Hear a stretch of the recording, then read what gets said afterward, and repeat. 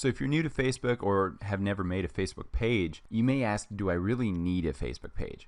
So what I love about Facebook pages are that they're an instant connection to your audience, an instant connection to your customer. So this is a great place to connect and interact and share stories and share relevant info about your brand.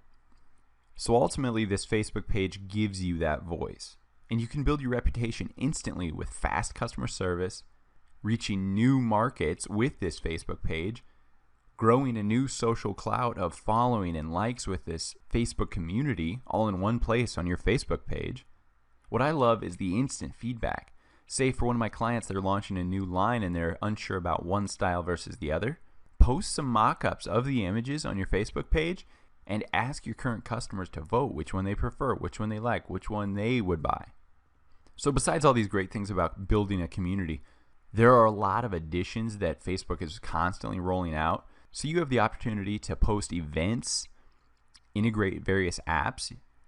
Some people I know don't even have a .com. They just sell products via their Facebook page because of the apps available enabling that. Then Facebook pages are also great for polling your audience, like I said, or running contests and different promotions. So at the end of the day, what is a Facebook page? It's basically a specific page on Facebook that enables you to capture your specific audience via a like. So every time you get a like, these people are now liking your page and accepting what you post to show up in their newsfeed. Now this percent is actually lowering. Organically, only 10 to 20% of what you post will show up in your audience's newsfeed. But as I'll explain later, there's promotions and various other things we can do to increase the visibility of your post. So first off, you need to sign up for a Facebook account, or if you have already, go to facebook.com/pages. Then on this page in the top right, click Create Page. Now on this page, you'll be able to pick what specific type of page you want to create. So don't let this option confuse you. Just break it down and see which one fits your business or service correctly. So if you just have a product or a brand that you're selling on Amazon or Etsy possibly, so therefore you would be in the brand one. Say I'm running for senator, I'm going to start a public figure Facebook page. So welcome to your new Facebook page. So before you can start growing your brand on Facebook and creating Facebook ads, you need to build and optimize your Facebook page. Now the first thing I want to teach you is customizing your Facebook page username. This is important as this username appears as your custom Facebook URL. So it is facebook.com/your-username. Claiming this vanity URL will help people find you and remember your brand. So my rule of thumb for creating a username is continuity with my brand name. So for my brand, Course Envy, I want that username on every social media site, platform, service, and so on. I want people to easily find me from website to website, and therefore continuity in my username on Facebook, Twitter, Gmail, and even my domain, CourseEnvy.com, is all around the keyword Course Envy. So this not only builds my brand name, but it also makes it easy for customers to remember my page name, and my URLs. So this means you'll change that current long number that you're given by Facebook to your own custom business name. So here's an example. It's facebook.com/pages/long number nobody cares about. Is there any keyword clout in that URL? No, not at all. You can change it to facebook.com/your business name. But remember, you can really only set this once. So choose wisely in the beginning, because if you choose to request a name change later on, you have to request permission by Facebook, and not very often do they allow that. Because think of it, that's like changing your name. That's like changing a big Walmart. Do I change it tomorrow? No, you're establishing a brand. So Facebook doesn't want people wishy-washy and changing names constantly and inserting keywords. They want to build a stable asset of all these various Facebook pages. So as you grow your brand, you're definitely going to find out that social media is constantly changing. One thing that changes often are image sizes. So make sure to check that you're using the optimal image sizes. We have a post on CourseEnvy.com where we're constantly updating the optimal image sizes for Twitter, Facebook, Instagram, Pinterest, and so on. Just go to courseeenvy.com/social-media-image-sizes. So the first thing we want to optimize on our Facebook page is the profile image. So just go up here, click that little camera, change picture.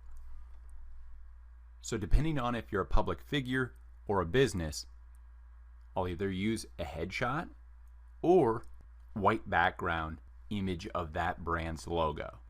The next thing to optimize is the cover image of your Facebook page. So right here we can change cover. Click that little camera. We can choose from photos or videos. I've been getting some great conversion rates for clients by using videos in their cover photos to draw people's eyes to my call to action, the sign up button. So change cover, choose from videos. And here's a note about videos. Videos must be between 20 and 90 seconds and at least 820 by 312 pixels. The recommended size, 820 by 462 pixels. So next, we want to go to the About page. So in your left sidebar here, click About. We'll scroll down. And one of the first things I optimize is the username. So you can just click Edit here to edit that username. Depending on when you created this page, Facebook requires some brands to have a page following before you can set this username. So to do that, just invite some people. So go to your home page, scroll down over here. On the right sidebar here, Community, invite friends. So get 25 people to like your page, and then you can come back to the About section and edit your Facebook page username. And then make sure to fill out the rest of this About section. Specifically the About, this is your meta description, and anything else. These are all keywords that can be crawled by Google search and Facebook search. So you want this About page fleshed out and full of all your info. Next, via your About tab, and then just scroll down and click the Edit About. As you can see in this pop-up, it says Add Short Description. This short description is very important to fill out, because the main reason being the first 156 characters appear in Google search results as your page's meta description. So in these first 156 characters, obviously describe your business, but make sure to include 2 to 3 relevant and highly searched keywords for your niche. And if you have room, include your domain name. So look at the short description for my page, Course Envy. Want to learn a new skill? Searching for the best online courses? Our mission at Course Envy is to ... I have 255 characters that I filled up, but in those first 156, you can see I use my top 3 keywords: my brand name, online courses, and then best online courses. Search some of your competitors in Google and add the word Facebook to your keyword search. By doing this, you can see what they're using for their short description. Now that your Facebook page is taking shape, you'll want to invite your friends to the page. Remember, this is the easiest way to quickly get your first 25 page likes, so you can claim that vanity URL by setting your username on this Facebook page. Next, you want to start to build out that page and post content. Make it look like somebody's at this actual business. You don't want to just make a Facebook page to say you made a Facebook page. You want to build it out, make it look really professional, post some content. I like to have at least 10 posts on my page before I even push it to anybody, before I start ads or before I invite friends.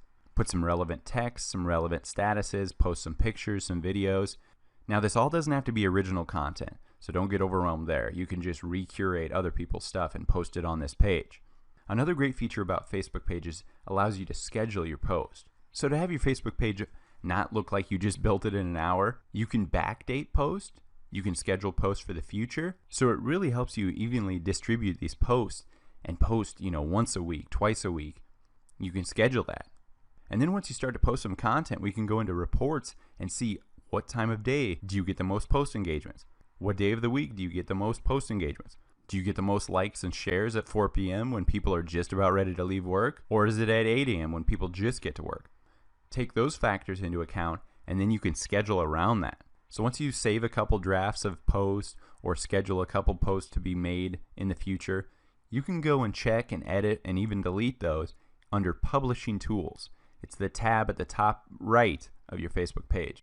So once you have your Facebook page completely filled out, you have a profile image, cover image, and at least 10 posts, make sure to complete this call to action button. Here's our various things. Book a service, get in touch with us, learn more about us. The most common one is shop now. This I can just link to that person's website, that client's website. My personal favorite call to action button is the sign up option under contact you. And then I create that cover image so the user's eyes flow through the text and right to the call to action button. So a great visual, and then my incentive that draws them to the call to action. Grow your email list to 1,200 plus in 30 days with free traffic. It leads them right to it. So next, many clients for Course Envy don't want all these default tabs. So how do we edit these tabs?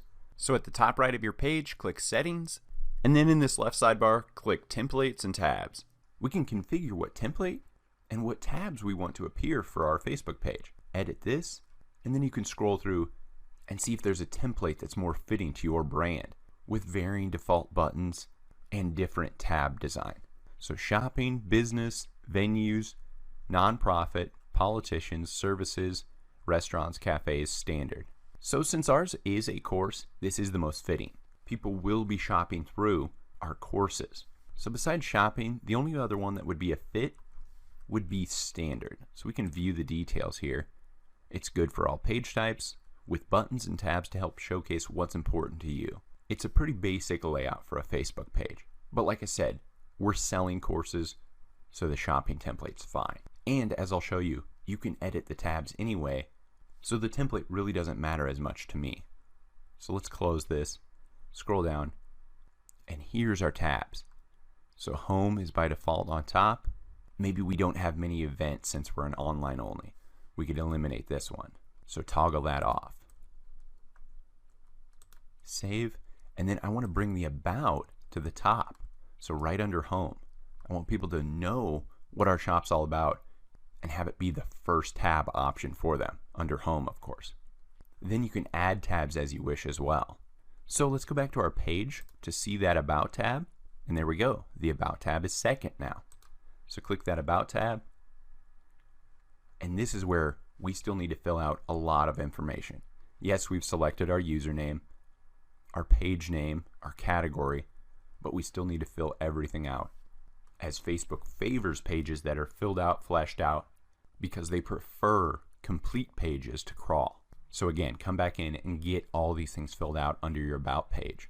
The two most crucial things to start with though is at minimum your website and then that short description or about, so this meta description shows up in Google searches paired with your Facebook page title. Remember, before I push this out to audiences, before I start marketing, you want everything complete.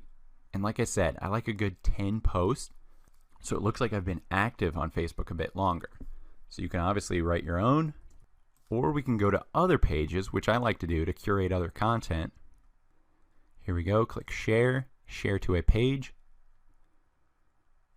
Select your page, and then you're posting as that page.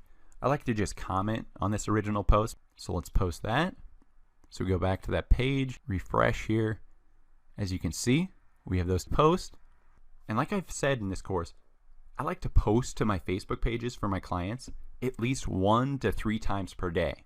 So that can get very busy, and I want to post at peak times.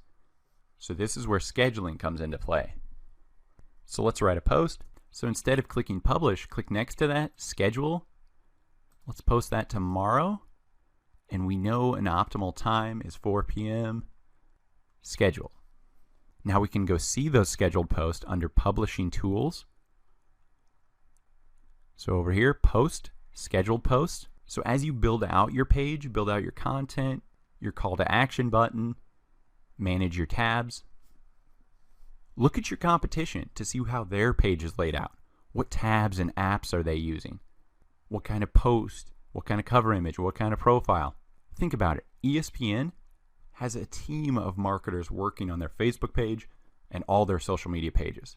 They're all getting full-time salaries. So come to these pages and take bits of information to optimize your page.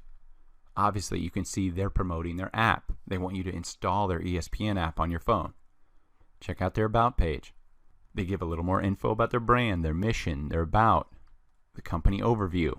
The next important part of your Facebook page are Facebook settings. Many things I discuss in this course can all be found via your Facebook page settings. So when you're logged into Facebook, just go to your Facebook page and click the settings link in the top right corner. So now that you have your Facebook page completely optimized, you want to ensure that it's reaching all the people that it can with optimized Facebook settings. So first and foremost, ensure that you have everything filled out on your Facebook page. You can enable and limit many things via these Facebook settings. Everything from tagging, to if users can post, to country restrictions, to age restrictions.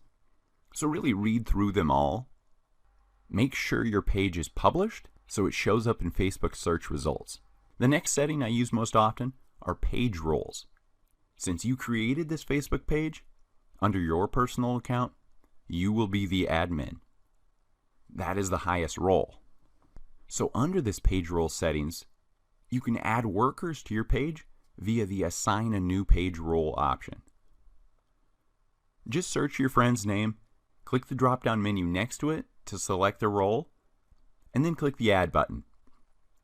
As a rule of thumb, I never give admin access to anyone, unless they're the co-founder.